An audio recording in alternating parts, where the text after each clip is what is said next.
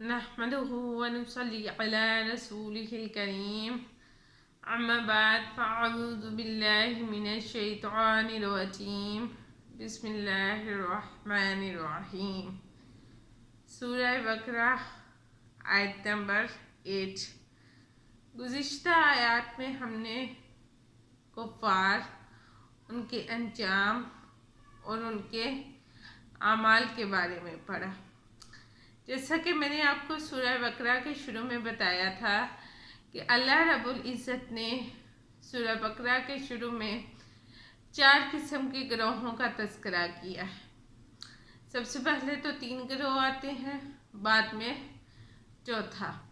سب سے پہلا گروہ ایمان والوں کا ہے، دوسرا گروہ کفار کا، اور تیسرا گروہ جس کا تذکرہ آج ہم کریں گے، اللہ تعالیٰ نے تیسرے مقام پر ان کا تذکرہ کیا ہے، وہ ہے منافقین۔ تو آج کے سبق کی طرف چلتے ہیں۔ اعوذ، میں پناہ مانگتی ہوں، باللہ، ساتھ اللہ کی، من الشیطان، شیطان الرجیم، مردود سے، بسم، ساتھ نام، اللہ، اللہ کے، الرحمن، جو بڑا مہربان، الرحیم، نہایت رحم کرنے والا ہے۔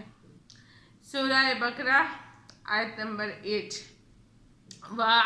اور من الناس، بعض لوگ، من وہ ہیں جو، یقولو کہتے ہیں، آمنا ہم ایمان لائے، باللہ اللہ پر، وبالیوم الآخری اور آخرت کے دن کے ساتھ، اور حالانکہ ما ہم نہیں ہیں وہ بمؤمنین ایمان لانے والے۔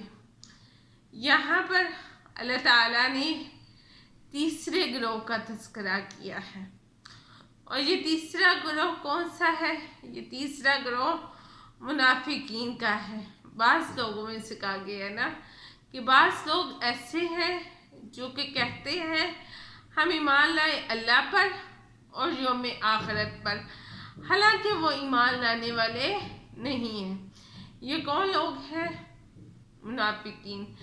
ویسے تو ایمان والوں کے سامنے ایمان لانے کا اظہار کرتے ہیں اور کہتے ہیں کہ ہم بھی ایمان لانے والوں میں سے ہیں اور ہم بھی اللہ، اس کے رسول اور یوم آخرت پر ایمان رکھتے ہیں، لیکن اصل میں ان کے دل ایمان سے خالی ہیں۔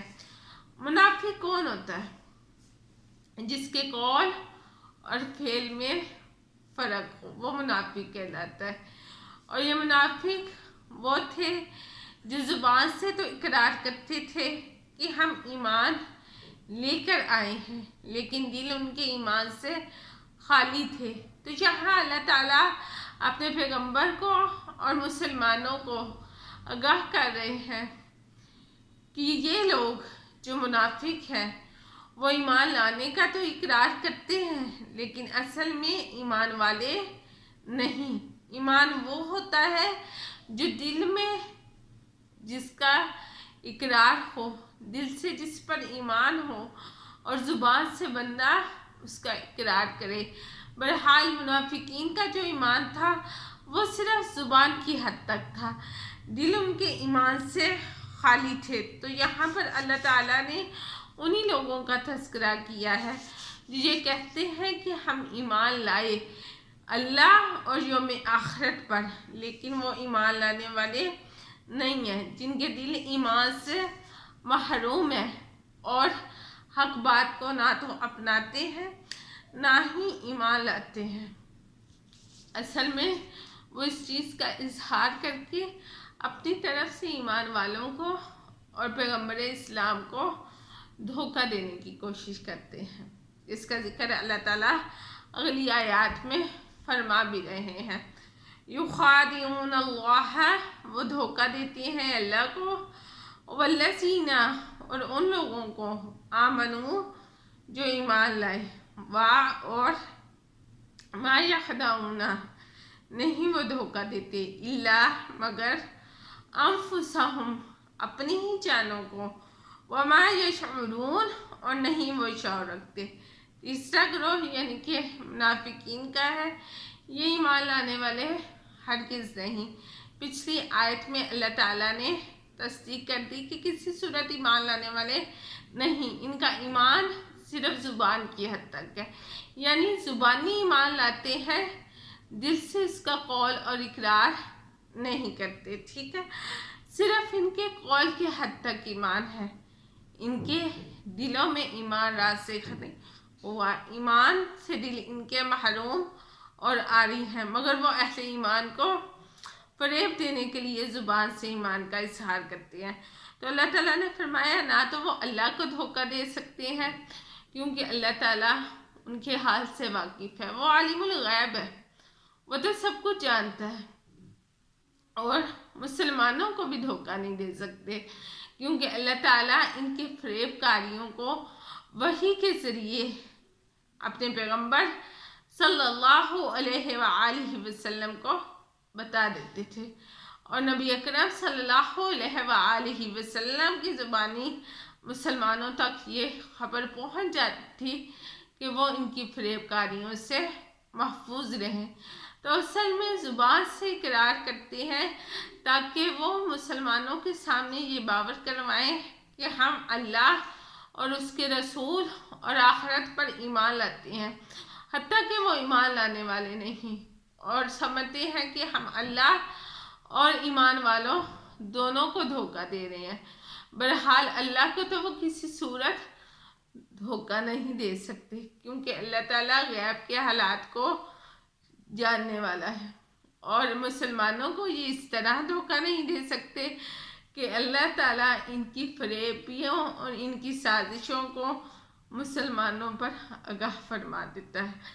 اصل میں وہ اپنے آپ ہی کو دھوکہ دے رہے ہیں کیونکہ نہ تو ان کی دنیا اس سے بہتر ہوئی اور نہ ہی آخرت، کیونکہ نہ ایمان لانے کی وجہ سے دنیا کو بھی خراب کیا اور آخرت میں بھی دائمی عذاب کے مستحق ہوں گے۔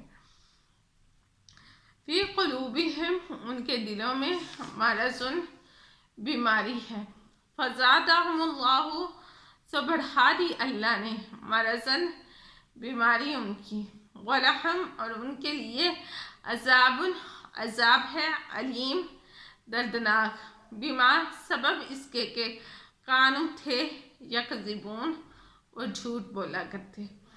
اللہ تعالیٰ کہتے ہیں ان لوگوں کے دلوں میں مرض ہے، روگ ہے، بیماری ہے، یہ بیماری کس قسم کی بیماری ہے؟ اس بیماری سے مراد نفاق کی بیماری جو ان کے دلوں میں گھر کر گئی ہے، کفر و نفاق کی بیماری جس کی اصلاح کی فکر نہ کی جائے تو یہ بڑھتی چلی جاتی ہے اور انسان کو ہلاک اور برباد اور تباہ کر دیتی ہے۔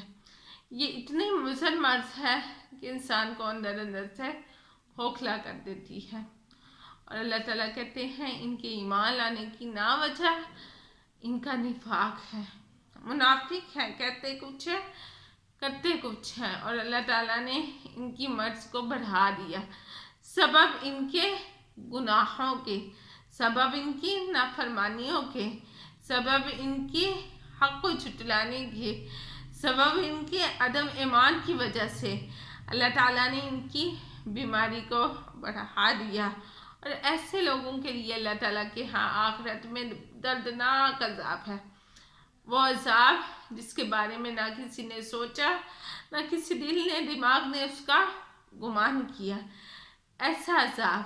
سبب کیا ہے؟ بیمار با سبب، کیا سبب ہے اس عذاب کے ملنے کا؟ بما کانوا یکذبون، جو وہ جھوٹ بولتے تھے۔ منافق کی علامت میں سے ایک علامت جھوٹ بولنا ہے۔ حدیث شریف میں آتا ہے نبی صلی اللہ علیہ وآلہ وسلم نے فرمایا منافق 3 باتوں سے پہچانا جاتا ہے، یعنی منافق کی 3 علامات ہیں۔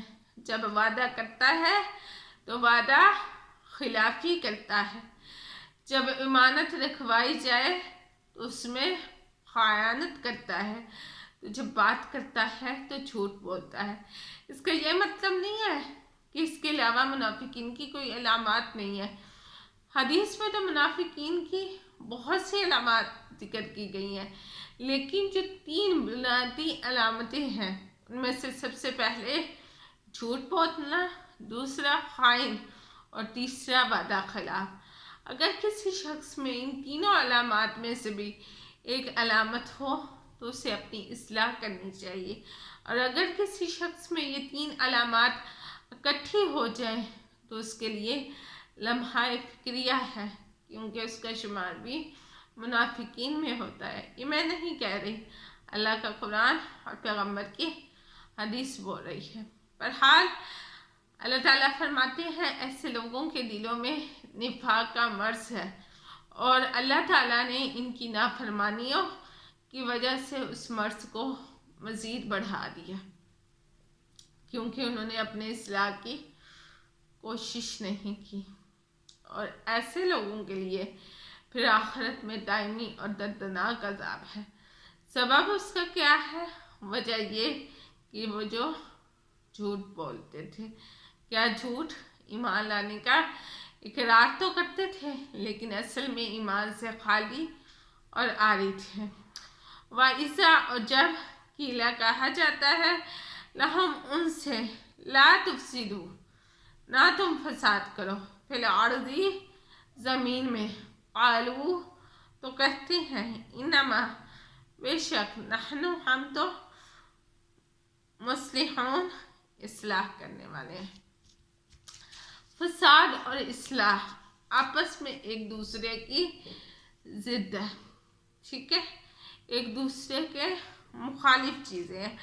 تو جب ان منافقین سے یہ کہا جاتا ہے کہ تم ایمان لے کر آؤ جس طرح کے باقی لوگ صحابہ کرام ایمان لائے، تو اس طرح ایمان لانے کے لیے تیار نہیں تھے، بلکہ ویسا ایمان لاتے تھے جس ایمان کا کوئی فائدہ ہی نہ ہوتا، یعنی کہ زبان سے اس کا اقرار کرتے اور دل ان کے ایمان سے خالی ہوتے، اور مسلمانوں، پیغمبر اسلام اور دین کو ہر طرح نقصان پہنچانے کی کوشش کرتے، سازشیں اور مکر کرتے، اور کفار کے ساتھ مل کے مسلمانوں کے خلاف پروپیگنڈے کرتے، اور مسلمانوں کے آگے آ کر، ان کے سامنے آ کر اس بات کا اقرار کرتے کہ ہم تو تمہیں میں سے ہیں۔ تو جب انہیں کہا جاتا کہ ایسا مت کرو، اس طرح زمین میں فساد پھیلتا ہے، کیونکہ کفر اور نفاق سے تو زمین میں فساد ہی پھیلے گا، اور لایانی باتوں کو لوگوں میں پھیلانا فساد بہت بڑا ہے۔ بات کی تصدیق کیے بغیر اس کو آگے ڈیلیور کرتے تھے، یہ بہت بڑا فساد تھا۔ تو جب ان سے کہا جاتا کہ ایسا مت کرو، زمین میں فساد نہ پھیلاؤ، تو کہتے تھے ہم تو اصلاح کا کام کر رہے ہیں، ہم تو اصلاح کا کام کر رہے ہیں، ہم اپنی اور لوگوں کی اصلاح کر رہے ہیں۔ بہرحال اللہ تعالیٰ نے ان کے اس قول پر جواب دیتے ہوئے فرمایا، الا، خبردار، یعنی کہ محتاط ہو جاؤ، انہم، بے شک وہی، ہم المفسدون، فساد کرنے والے ہیں، ولیکن لا، اور لیکن نہیں، یشعرون، وہ شعور رکھتے، یعنی کہ اللہ تعالیٰ نے واضح طور پر فرما دیا کہ اصل میں یہی فساد کرنے والے ہیں، یہی فسادی ہیں، کیونکہ قول اور فعل میں اس کے فرق آئے، اس سے بڑھ کر فساد و شر پھیلانے والا انسان کون ہو سکتا ہے؟ یعنی زبان سے تو اقرار کریں کہ ہم تمہارے ساتھ ہیں، لیکن جنگ و جدال میں، میدان حرم میں، کفار کے ساتھ محاصرے میں، ہر جگہ پر میدان چھوڑ کر بھاگنے والے۔ تو اللہ تعالیٰ نے اللہ کا لفظ کو اپنایا، اللہ تعالیٰ نے کہا خبردار، کس کو؟ مومنین کو، کہ چکنا ہو جاؤ ان سے، کیونکہ یہ فسادی ہیں، لیکن اس چیز کا شعور نہیں رکھتے، کیونکہ ان کے اندر اصلاح اور فساد کے اندر تمیز کرنے کی حس ہی موجود نہیں۔ یہ جس کام کو اصلاح سمجھ رہے ہیں، اصل میں وہ فساد ہے، اور ایسے فسادیوں کا انجام کفار سے بھی زیادہ برا ہے۔ وآخر دعوانا ان الحمد للہ رب العالمین.